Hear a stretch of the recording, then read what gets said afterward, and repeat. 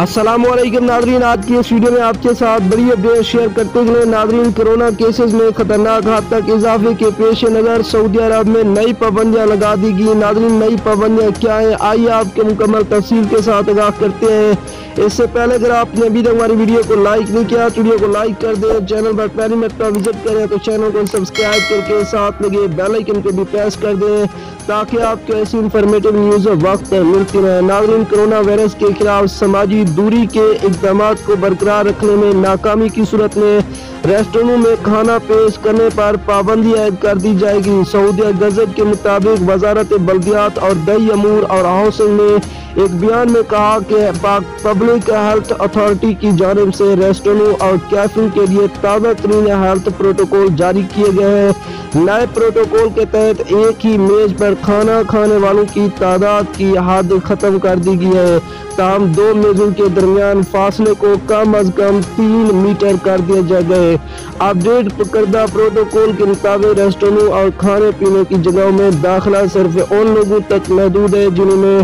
तोकना दरख्वास्त पर मदाफती हैसियत के साथ ही अपनी वैक्सीनेशन शेड्यूल मुकम्मल कर लिया है।